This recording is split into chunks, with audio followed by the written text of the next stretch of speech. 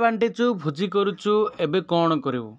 ପିଲାମାନେ ଏଇ ଉକ୍ତିଟି ମୋର ନାହିଁ, ଏଇ ଉକ୍ତିଟି ହେଉଛି ଆଶାୟୀ କନିଷ୍ଠ ଶିକ୍ଷକ ପିଲାମାନଙ୍କର, ଯେଉଁମାନେ କି ଅସେପା ଅଫିସ୍ ଗସ୍ତ ସମୟରେ ଏହି ପ୍ରକାର ପ୍ରତିକ୍ରିୟା ସେମାନେ ଗଣମାଧ୍ୟମକୁ ଦେଇଥିଲେ ଯେ ଆମର ସିଲେକ୍ସନ୍ ହେଇଗଲା ବୋଲି ଆମେ ଭୋଜି କଲୁ, ମିଠା ବାଣ୍ଟିଲୁ। କିନ୍ତୁ ଏବେ ପରବର୍ତ୍ତୀ ସମୟରେ ହାଇକୋର୍ଟଙ୍କ ଦ୍ୱାରା ମେରିଟ୍ ଲିଷ୍ଟକୁ ଖାରଜ କରାଗଲା। ବର୍ତ୍ତମାନ ଆମ ଭବିଷ୍ୟତ କ'ଣ ହେବ?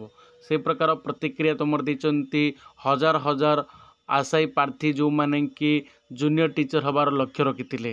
ବର୍ତ୍ତମାନ ହାଇକୋର୍ଟଙ୍କର ମେରିଟ୍ ଲିଷ୍ଟ ଖାରଜ ପରେ ସେମାନଙ୍କର ଭବିଷ୍ୟତ ଅନ୍ଧାରକୁ ଠେଲି ଦେଇଛନ୍ତି ଓଡ଼ିଶା ସରକାର, ଯେଉଁଥିରେ କି ଏପର୍ଯ୍ୟନ୍ତ କୌଣସି ପ୍ରକାର ନୂଆ ମେରିଟ୍ ଲିଷ୍ଟ ପ୍ରକାଶ କରାଯାଇପାରୁନି କିମ୍ବା ଅସେପା ଡାଇରେକ୍ଟର ଯିଏ ଅଛନ୍ତି ଅନୁପମ ସାହା ତାଙ୍କ ଗୋଟିଏ ଗଣମାଧ୍ୟମରେ ପ୍ରକାଶ ପାଇଥିଲା ବା ପ୍ରତିକ୍ରିୟା ଦେଇଥିଲେ ଯେ ଆମେ ହାଇକୋର୍ଟର ଗାଇଡ଼ଲାଇନ୍କୁ ଦେଖି ପରବର୍ତ୍ତୀ ପଦକ୍ଷେପ ନେବୁ।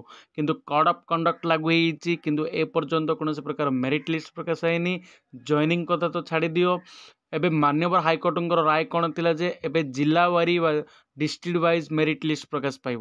ସେଥିରେ ଗୋଟିଏ ମୁଖ୍ୟ ସମସ୍ୟା ଦେଖାଯାଇଛି, ଯେଉଁ ଡିଷ୍ଟ୍ରିକ୍ଟରେ 3ଟି ପିଲା ଭଲ ନମ୍ବର ରଖିଥିବେ, ଯଦି 2ଟି ପୋଷ୍ଟ ଥିବ ତାହେଲେ ଫାଷ୍ଟ 2ଟା ପିଲାକୁ ନିଯୁକ୍ତି ମିଳିଯିବ, ତୃତୀୟ ପିଲାଟା ଭଲ ନମ୍ବର ରଖିଥିଲେ ମଧ୍ୟ ତାକୁ ସେହି ପିଲାମାନଙ୍କୁ ଜଏନିଂ ମିଳିବନି।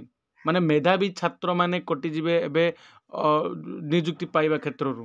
ଯେଉଁମାନଙ୍କର ମାର୍କ କମ୍ ଥିବ କିନ୍ତୁ ସେମାନଙ୍କ ଜିଲ୍ଲାରେ ଅଧିକ ପୋଷ୍ଟ ଥିବ ସେମାନେ ନିଯୁକ୍ତି ପାଇଯିବେ, ଯେଉଁ ପିଲା ମାର୍କ ଅଧିକ ରଖିଥିବ ସେହି ପିଲା ନିଯୁକ୍ତି ପାଇବନି। ଆଠୁ ଦୁର୍ଭାଗ୍ୟର କଥା ଆଉ କିଛି ନ ହେଇପାରେ। ଶିକ୍ଷା କ୍ଷେତ୍ରର ଗୁଣାତ୍ମକ ମାନ ଏତେ ଦିଗରେ କମିବାକୁ ଯାଉଛି ଯେ କହିବାକୁ ନାହିଁ।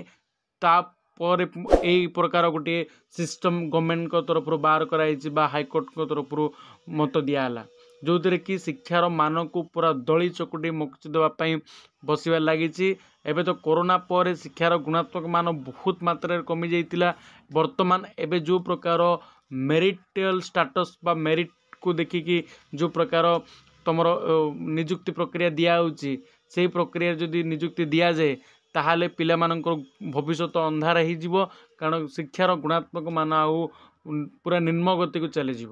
କାରଣ ଯେଉଁ ମେଧାବୀ ଛାତ୍ର ଯଦି ଗୋଟେ ନିଯୁକ୍ତି ପାଉନି, ତା ପରିବର୍ତ୍ତେ କମ୍ ମାର୍କ ରଖିଥିବା ଗୋଟେ ପିଲା ଯଦି ନିଯୁକ୍ତି ପାଉଛି, ତାହେଲେ ଅବଭିୟସଲି ଯିଏ ଅଧିକ ମାର୍କ ରଖିଥିବା ମେଧାବୀ ଛାତ୍ର ସେ ଭଲସେ ପଢ଼ାଇ ପାରିବ କମ୍ ମାର୍କ ରଖିଥିବା ପିଲାଠୁ। ତେଣୁ ସମସ୍ତଙ୍କର ଅଭିଯୋଗ ଏହା କି ଯେ ଅସେପାକୁ ଯେ ଜିଲ୍ଲାୱାରୀ ମେରିଟ୍ ଲିଷ୍ଟ ପ୍ରକାଶ ନ କରିକିରି ଯେଉଁ ଓଡ଼ିଶା ପୁରା ଟୋଟାଲ ଯେଉଁ ଷ୍ଟେଟ୍ ମେରିଟ୍ ଲିଷ୍ଟ ପ୍ରକାଶ କରିଥିଲେ ସେହି ମେରିଟ୍ ଲିଷ୍ଟ ପ୍ରକାଶ କରାଯାଉ, ଯଦ୍ୱାରା କି ଯେଉଁ ପିଲାମାନେ ମଧ୍ୟ ସିଲେକ୍ସନ୍ ହେବେ ସେମାନେ ଯେକୌଣସି ଡିଷ୍ଟ୍ରିକ୍ଟରେ ସେମାନେ ଚାକିରି ପାଇପାରିବେ। ତେଣୁ ସେମାନେ କହୁଛନ୍ତି ଯେ ଆମର ମାନ୍ୟବର ହାଇକୋର୍ଟଙ୍କ ଉପରେ ବା ନ୍ୟାୟପାଳିକା ଉପରେ ବିଶ୍ୱାସ ଅଛି ଯେ ସେ ଉଚିତ ନ୍ୟାୟ କରିବେ। ତେଣୁ ଏମାନେ କହୁଛନ୍ତି ଯଦି ହାଇକୋର୍ଟଙ୍କ ଦ୍ୱାରା ହେଇପାରୁନି ତାହେଲେ କେସ୍ଟି ଉଚ୍ଚ କୋର୍ଟ ବା ସୁପ୍ରିମକୋର୍ଟଙ୍କ ପାଖକୁ ପଠାଯାଉ, କିନ୍ତୁ ଏହାର ସଠିକ୍ ତଦନ୍ତ କରାଯାଉ ଏବଂ ସବୁ ପିଲାକୁ ଠିକ୍ ଭାବରେ ନ୍ୟାୟ ମିଳୁ। କୌଣସି ପିଲା ମେଧାବୀ ଛାଇକି ସେ ନିଯୁକ୍ତିରୁ ବାଦ୍ ନ ପଡ଼ୁ, ଏହା ହେଉଛି ସେମାନଙ୍କର କହିବାର ମୁଖ୍ୟ ଉଦ୍ଦେଶ୍ୟ। ତେଣୁ ତାଙ୍କ କଥା ସହିତ ମୁଁ ମଧ୍ୟ ଏକମତ, ଯିଏ ମେଧାବୀ ଅଛି ସିଏ ପାଉ, ଯେଉଁମାନେ ମେଧାବୀ ନାହାନ୍ତି, ଯେଉଁମାନେ କମ୍ ମାର୍କ ଆଣୁଛନ୍ତି ସେମାନେ କଟିଗଲେ କିଛି ଅସୁବିଧା ନାହିଁ। କିନ୍ତୁ ଯେଉଁମାନେ ମେଧାବୀ ଅଛନ୍ତି, ଯେଉଁମାନେ ଯୋଗ୍ୟ, ଯେଉଁମାନେ ଶିକ୍ଷା କ୍ଷେତ୍ରରେ ଆସିଲେ ଶିକ୍ଷାର ଗୁଣାତ୍ମକ ମାନ ବୃଦ୍ଧି ପାଇବ, ସେହି ପ୍ରକାର ପିଲାମାନଙ୍କୁ ନିଯୁକ୍ତି ଦିଆଯାଉ ପିଲାମାନେ।